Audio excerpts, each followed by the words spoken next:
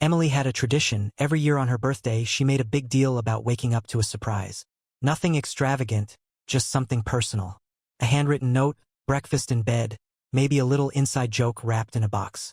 She used to say it was proof I knew her better than anyone. This year, I had everything set up. A small velvet box on the nightstand.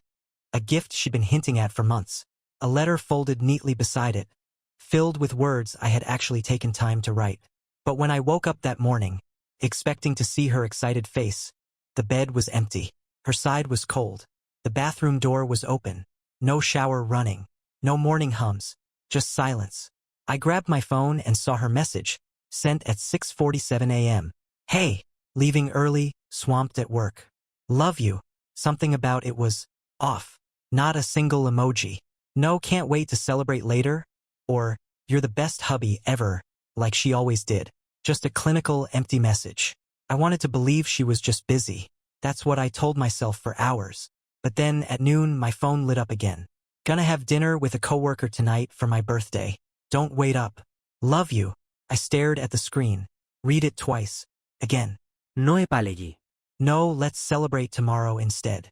Just a statement. A decision she had already made without me. That's when something in my brain clicked. Like a puzzle piece finally snapping into place. I texted back immediately.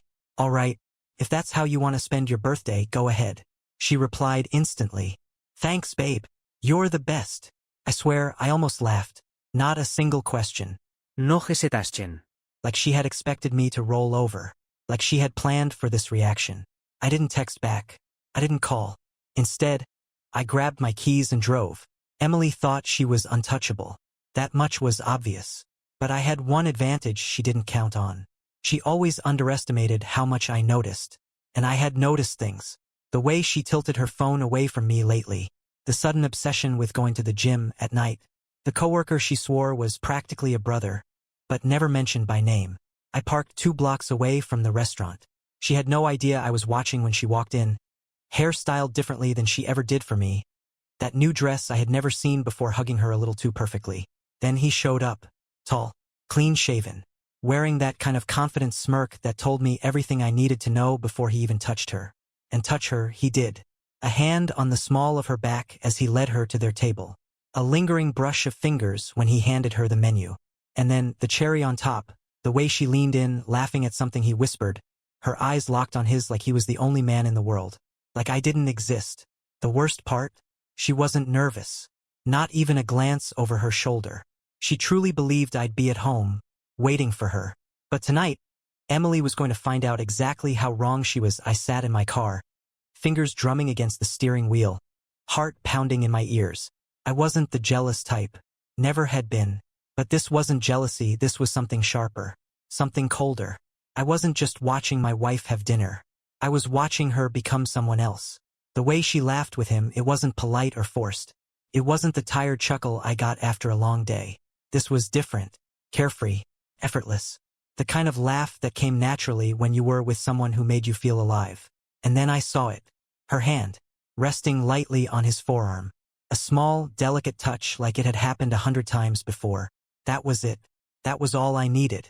I got out of the car. I wasn't going to sit in the shadows like some clueless husband in a bad movie. I wasn't going to wait for her to decide when to come home and feed me whatever lie she had rehearsed. No, she wanted to play games? Fine.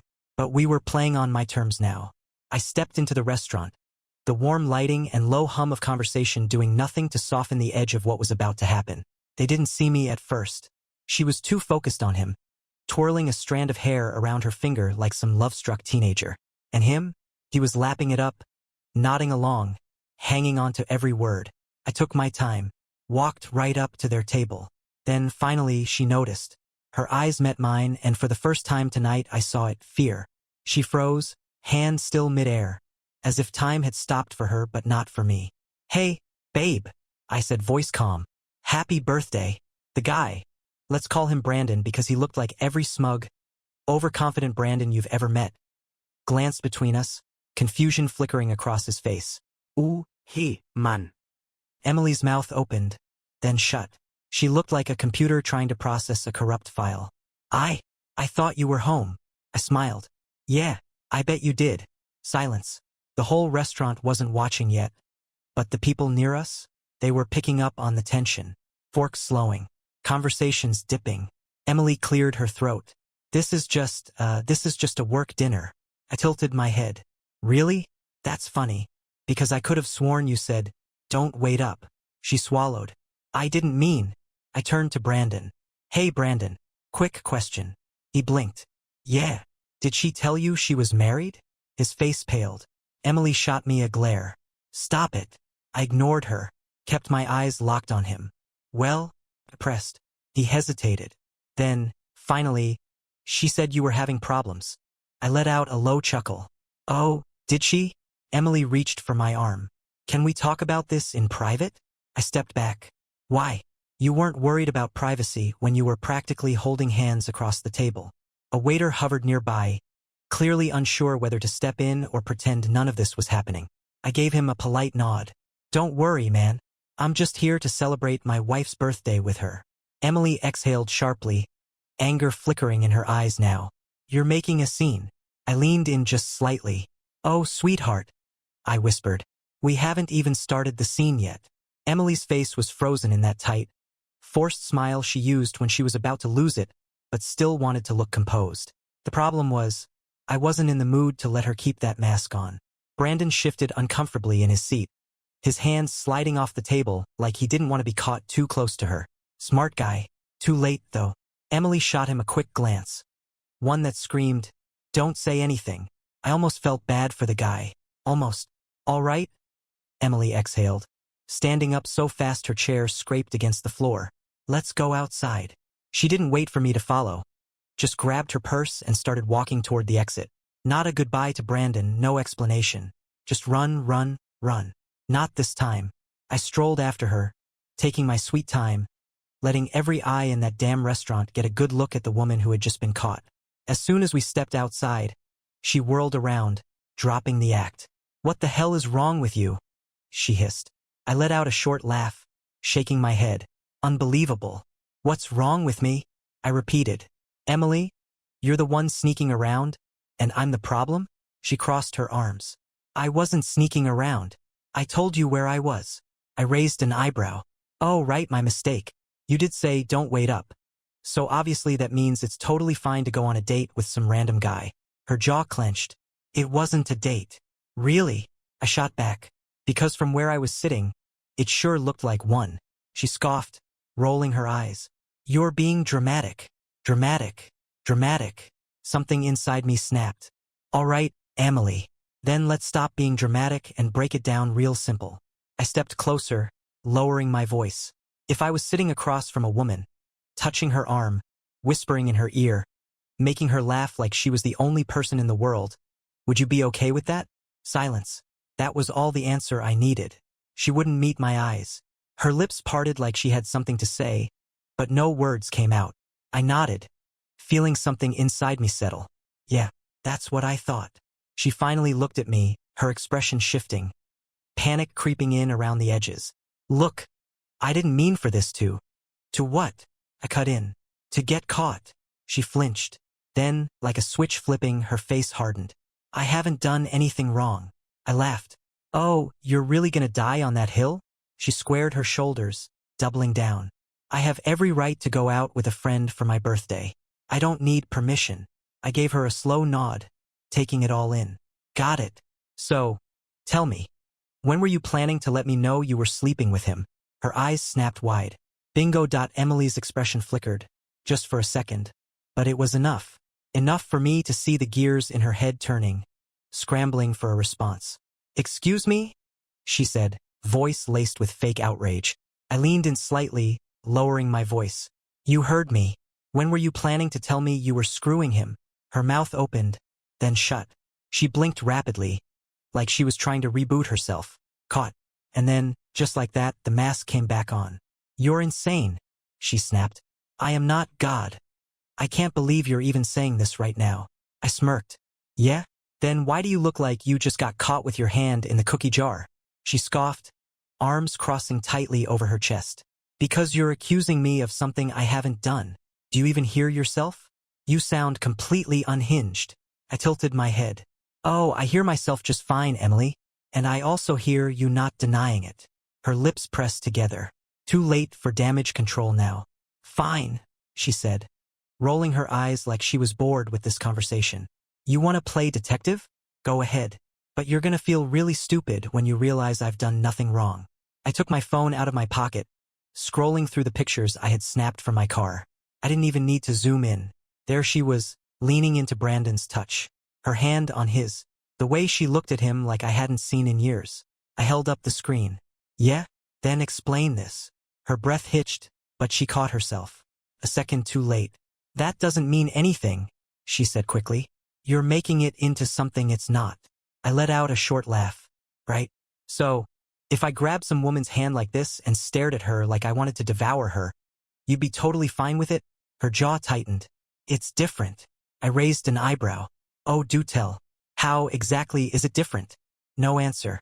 I took a step closer, lowering my voice. See, here's the thing, Emily. You've been acting weird for weeks. Thought I wouldn't notice. The late-night gym sessions. The sudden obsession with your phone. The way you've been distancing yourself while pretending everything's fine. I paused, watching her shift uncomfortably. And now, here you are, out with a guy I've never met, touching him like he's yours. She exhaled sharply, shaking her head. You're being crazy. I smiled. Maybe. But if I am, it's because you made me this way. Silence. And then she snapped. You know what?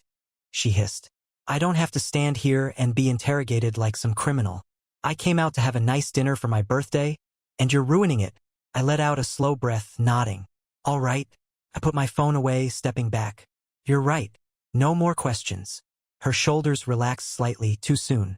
Because I already know the answers, I added. Her body stiffened. I leaned in just enough for her to hear my next words clear as day. I know about the hotel. Her face drained of color. Gotcha. Emily froze. A full-body stillness. Like she had just walked into an ambush. Like a deer that had finally noticed the red dot of a sniper's scope on its chest. The hotel. She knew exactly what I was talking about. You're lying, she said automatically. Too fast. Too defensive. Too guilty. I let her words hang in the air for a moment, watching as her breath quickened. Her fingers clenching around her purse strap like it was the only thing holding her upright. Am I said, tilting my head. Then why do you look like you just saw a ghost? She scoffed, rolling her eyes, trying to recover. Because it's ridiculous. What hotel? What the hell are you even talking about? I smiled. There it is. The last-ditch effort. Gaslighting, full speed ahead.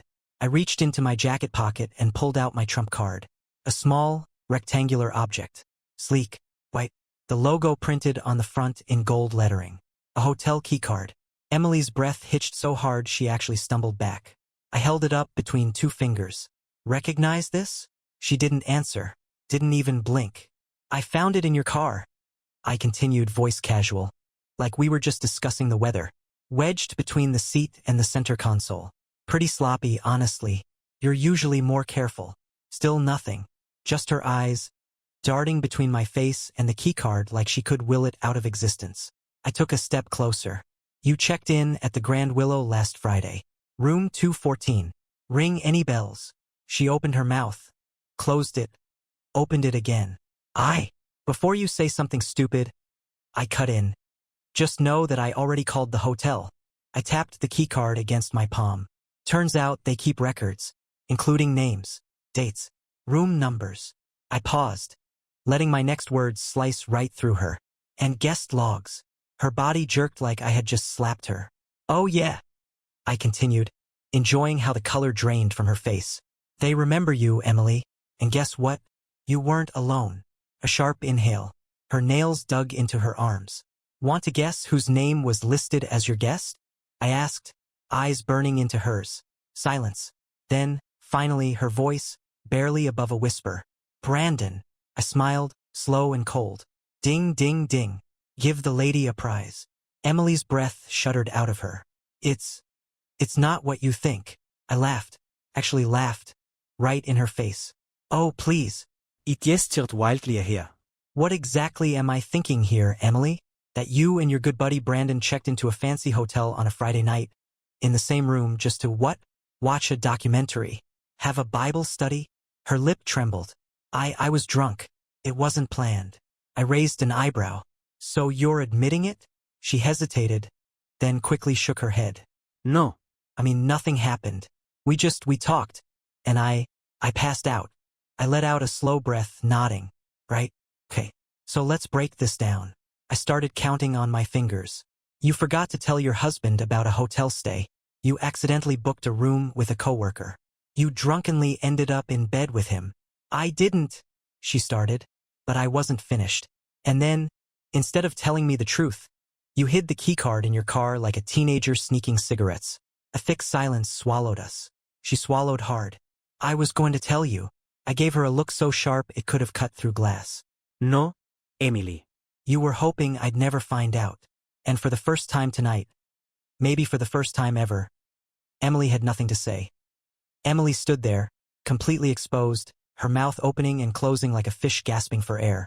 I could practically hear the frantic calculations in her head. Lie or confess. Fight or flee. I was done waiting. Go ahead, I said, my voice dangerously calm. Tell me the truth. Just once. Try it.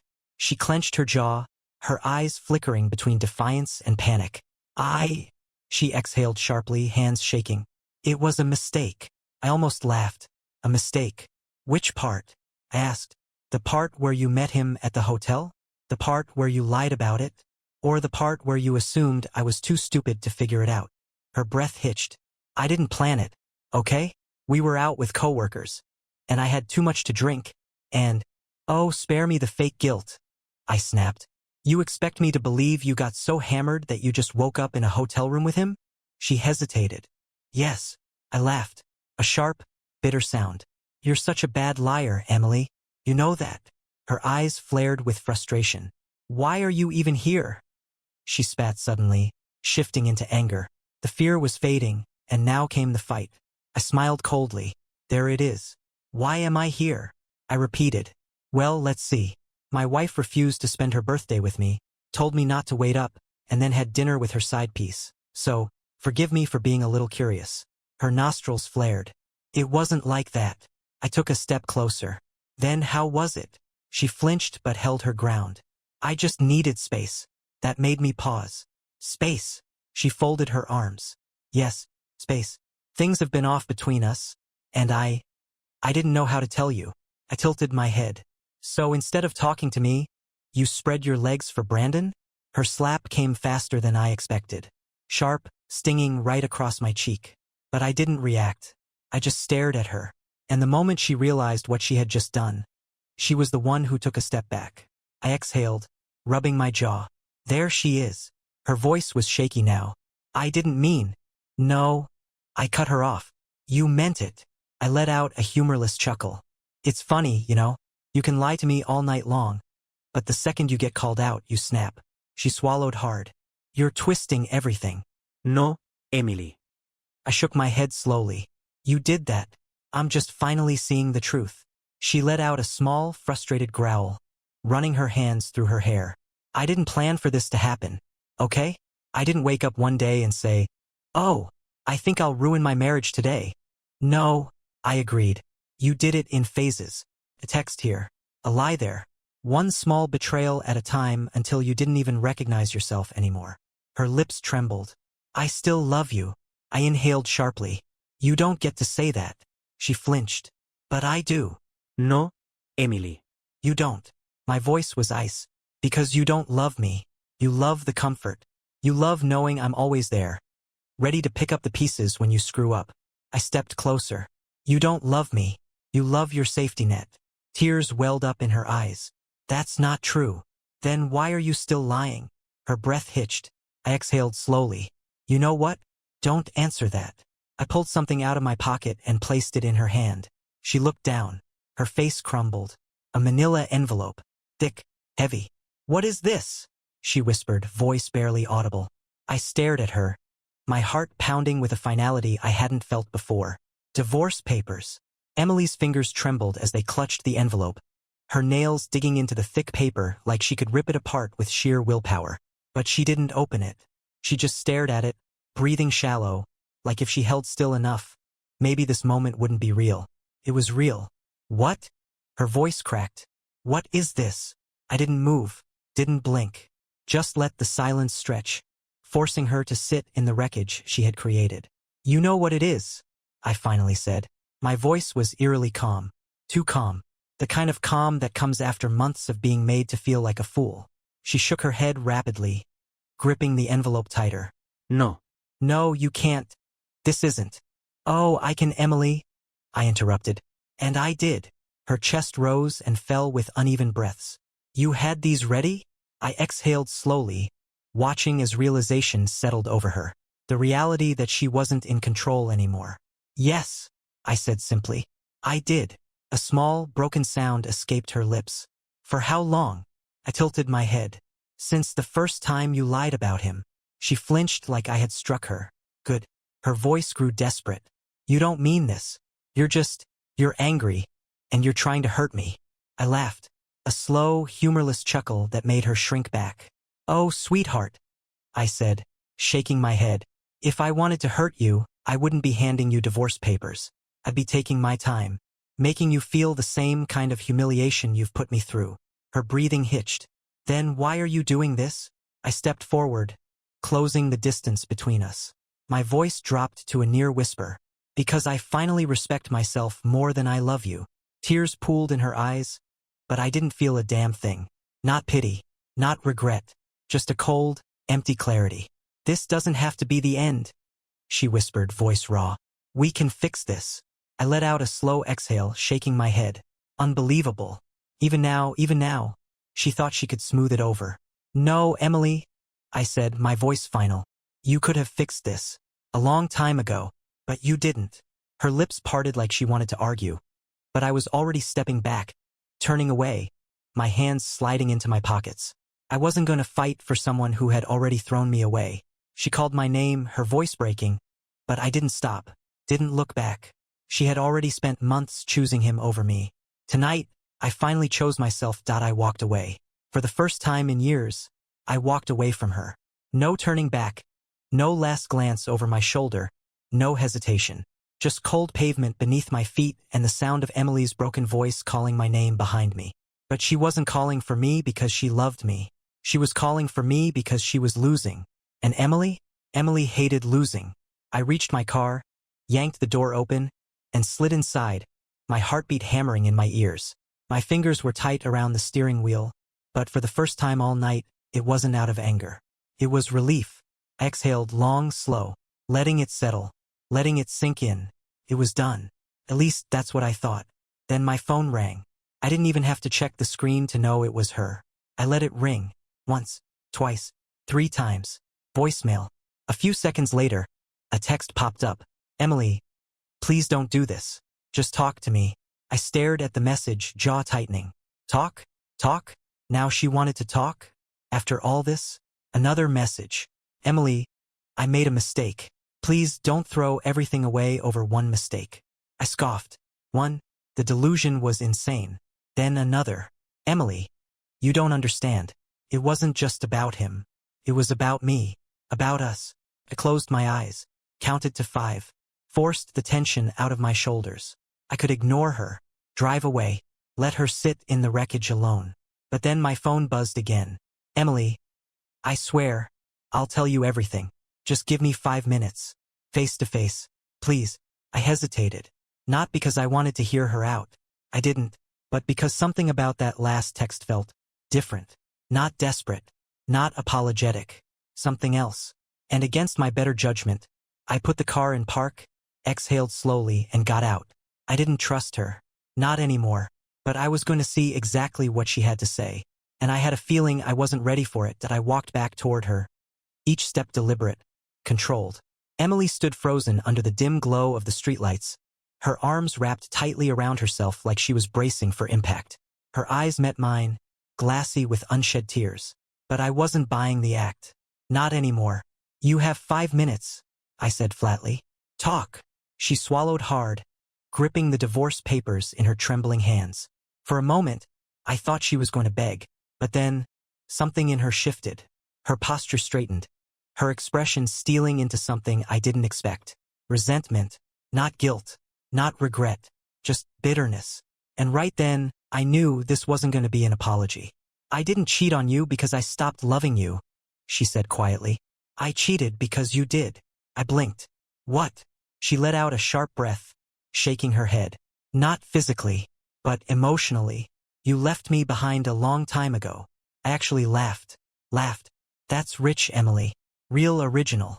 So now it's my fault. Her jaw clenched. I'm not saying I'm innocent. Her voice wavered. But don't stand there and act like our marriage was perfect before this. Like you weren't already halfway out the door. I stared at her, my pulse pounding.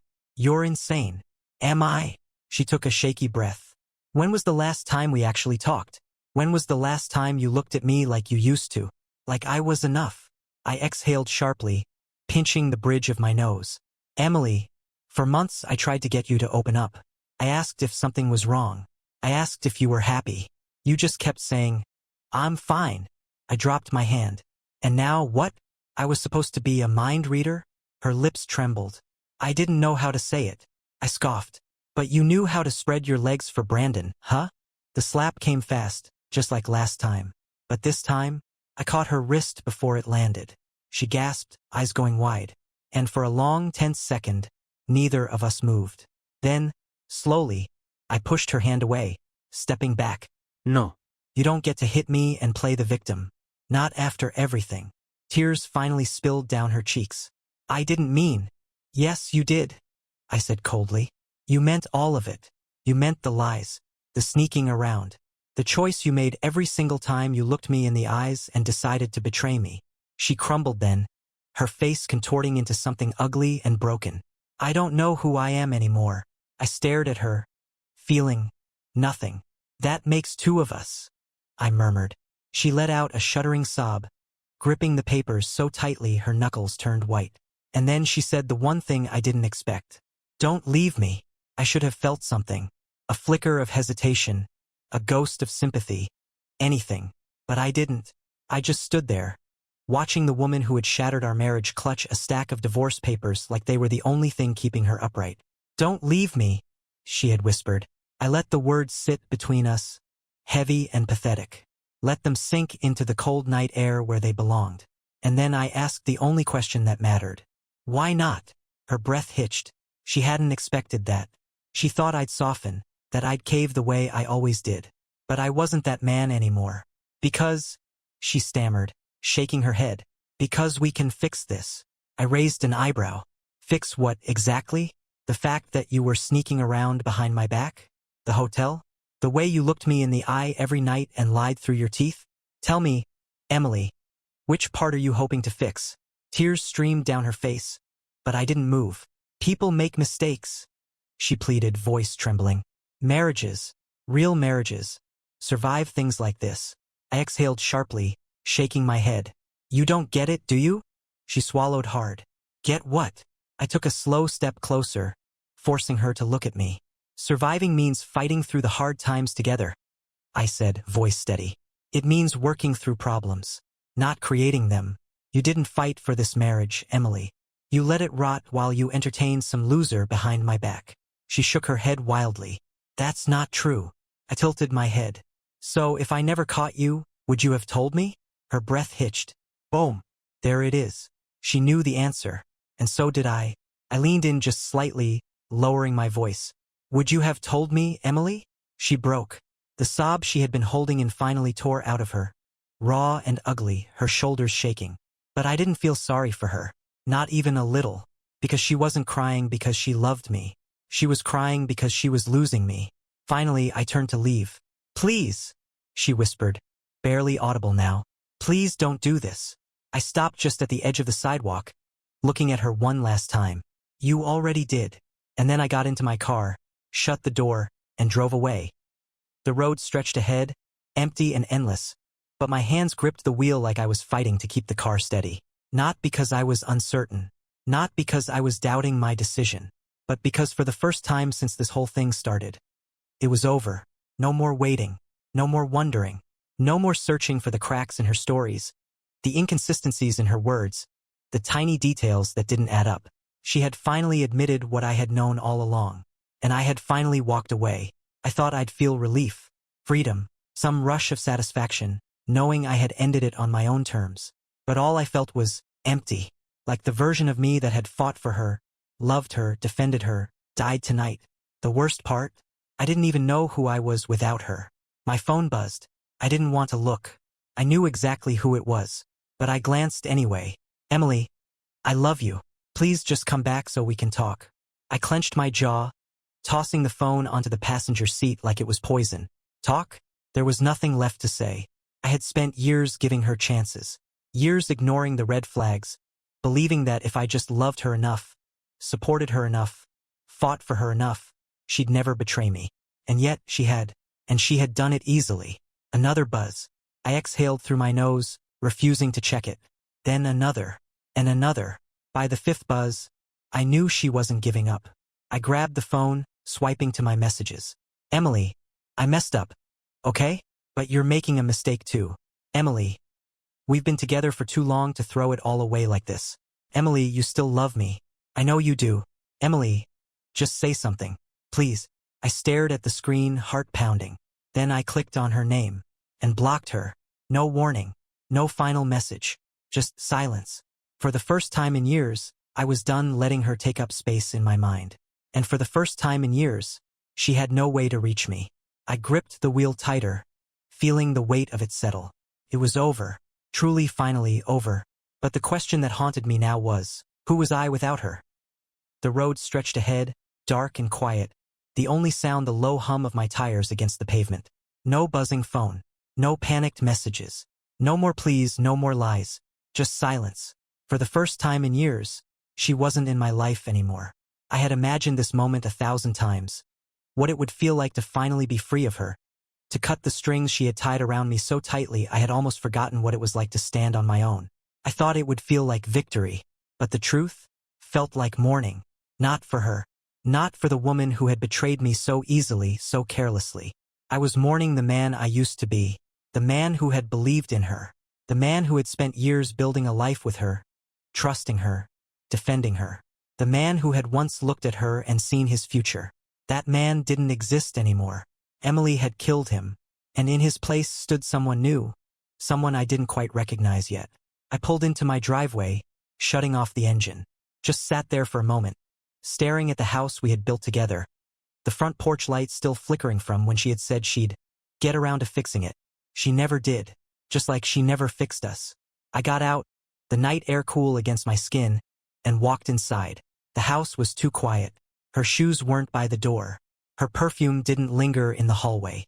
Her laughter, fake as it had been, was gone. And somehow that was the moment it truly hit me. She wasn't coming back. I wasn't waiting for her anymore. I let out a slow, unsteady breath and walked to the kitchen, poured myself a glass of whiskey and sat at the table, staring at nothing. Then, after a long moment, I picked up my phone, scrolled past Emily's name, blocked and forgotten, paused at an old contact, a name I hadn't seen in a while. Ryan, my best friend, the guy I had drifted from over the years, too wrapped up in keeping Emily happy to realize I had let everything else slip away. I hesitated. Then I hit call. It rang twice before he picked up. Dude. His voice was groggy, confused. It's almost midnight. Everything okay? I exhaled. Yeah, actually, for the first time in a long time, I think it is. A pause. Then softer. She finally did it, didn't she? I let out a short, bitter chuckle. Yeah, she did. Ryan sighed. Man, I'm sorry. I swirled the whiskey in my glass, watching the liquid catch the light. Don't be, because sitting there in that quiet, empty house, something strange happened.